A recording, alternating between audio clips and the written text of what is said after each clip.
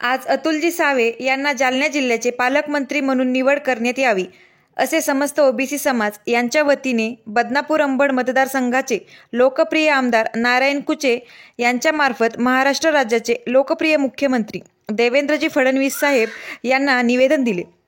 तसेच सावे साहेब यांच्यावर जे शिवसेना संपर्क प्रमुख पंडित भुतेकर व शिवसेना जिल्हा प्रमुख भाऊसाहेब घुगे यांनी आरोप केले, त्यात काहीही तथ्य नसून सावे साहेब यांच्यावर बिनबुडाचे आरोप करत असून देवेंद्र फडणवीस यांनी मागील 2.5 वर्षात सावे साहेब पालकमंत्री असताना केलेले विकास कामांचा आढावा घेऊन तसेच ओबीसी बांधवांच्या निवेदनाचा आदर करून पुन्हा सावे साहेब यांनाच जालना जिल्ह्याचे पालकमंत्री करावे ही समस्त ओबीसी बांधवांची मागणी निवेदनात केली।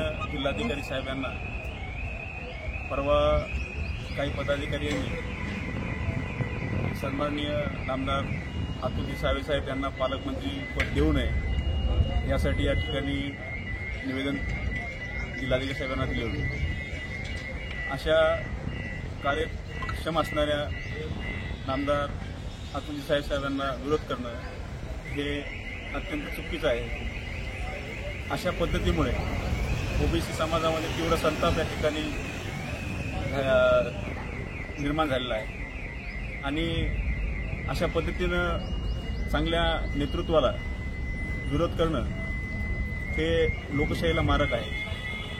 माजी माननीय मुख्यमंत्री देवेंद्र फडणवीस साहेब, उपमुख्यमंत्री अजितदादा पवार साहेब, उपमुख्यमंत्री एकनाथ शिंदे साहेब यांना विनंती आहे की ज्या ठिकाणी भाजपला पूर्णपणे बहुमत त्या इथं ओबीसी बांधवांनी दिलेलं आहे। जालना जिल्ह्यामध्ये 5 मतदारसंघामध्ये 3 भाजपचे आमदार या ठिकाणी निवडून दिलेले आहेत आणि 3 भाजपचे आमदार निवडून दिले असताना मागील वर्षामध्ये अतुलजी सावे साहेबांनी अत्यंत चांगल्या पद्धतीनं जालना जिल्ह्याच्या विकासासाठी काम केलेलं आहे आणि अशा पद्धतीनं त्यांना जर डावलण्याचं काम किंवा कोणी जर घाट घालण्याचा प्रयत्न करत असेल तर तो आम्ही या ठिकाणी यशस्वी होऊ देणार नाही। माजी मुख्यमंत्री देवेंद्र फडणवीस साहेबांना विनंती आहे की अशा लोकांचा विचार करू नये आणि आपण ज्या पद्धतीनं सावे साहेबांना संधी दिलेली आहे की त्यांच्या गुणावर ते त्यांच्या मेरिटवर या ठिकाणी आमदार झाले, निवडून आले आणि निवडून आल्यानंतर त्यांच्या गुणावर ते मंत्रीसुद्धा झाले आणि अशा पद्धतीनं त्यांचं जर आपलं कर्तृत्व आणि नेतृत्व सिद्ध केलं असेल तर अशा व्यक्तीला आपण विरोध करणं अतिशय चुकीचं आहे। या ठिकाणी मी माझ्या सर्व ओबीसी बांधवांच्या वतीनं तीव्र शब्दात निषेध व्यक्त करतो। एकच पर्व ओबीसी सर्व, एकच पर्व ओबीसी सर्व। माननीय अतुलजी सावे साहब तुम आगे बढ़ो, हम तुम्हारे साथ हैं। माननीय अतुलजी सावे साहब तुम आगे बढ़ो, हम तुम्हारे साथ हैं। जिल्हाधिकारी साहेब जालना यांच्यामार्फत महाराष्ट्र राज्याचे लोकप्रिय मुख्यमंत्री देवेंद्रजी फडणवीस साहेब यांना निवेदन समस्त ओबीसी समाजाच्या वतीने निवेदन सादर करण्यात आले। गेल्या काही दिवसापूर्वी इतर घटक पक्षांचे पदाधिकारी यांनी सावे साहेबांच्या विरोधामध्ये एक निवेदन सादर केले। निवेदनात त्यांची प्रतिमा समाजामध्ये विलीन करण्याचं काम ते करत आहेत। त्या निवेदनामध्ये जे त्यांनी आरोप केलेत ते संपूर्ण खोटे असून त्यात काहीही तथ्य नाही। मागील 2.5 वर्षाच्या कालखंडामध्ये सावे साहेबांनी जे जिल्हा नियोजन योजनेअंतर्गत जे विकास कामं केले ते अतिशय उत्कृष्ट व दर्जेदार कामं झाले, टक्केवारी सम्राट आहेत।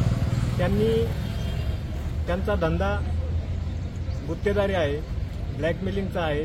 अशा लोकांनी सावे साहेबांची प्रतिमा मलिन करण्याचं काम या जालनाकरांच्या व वरिष्ठ पातळीवर करत आहेत। जालना जिल्हा हा विकासाचा जिल्हा होत असताना जालना जिल्ह्याचा विकास रोखण्याचं काम हे काही मंडळी करत आहेत। मागील 2.5 वर्षाच्या कालखंडात सावे साहेब पालकमंत्री असताना सर्व महायुतीच्या मित्रपक्षांना व घटक पक्षांना विश्वासात घेऊन त्यांनी विकास कामांसाठी जो जिल्हा नियोजन योजनेअंतर्गत निधी असतो तो भरपूर प्रमाणात उपलब्ध करून दिला, पण काही लोकांचं थोडक्यात पोट भरत नाही असे पंडित भुतेकर यांनी त्यांच्या विरोधात जालना जिल्हाधिकारी साहेब यांच्या मार्फत देवेंद्रजी फडणवीस साहेब असतील, वरिष्ठ पातळीवर असतील, त्यांनी निवेदन दिलं व त्यांच्या विरोधामध्ये त्यांच्यावर आरोप करण्यात आले की सावे साहेबांनी कोणत्याही मित्रपक्षाला सोबत घेऊन काम केलं नाही, किंवा घटक पक्षांना विश्वासात घेतलं नाही, हा आरोप त्यांचा सहसा पूर्ण खोटा आहे.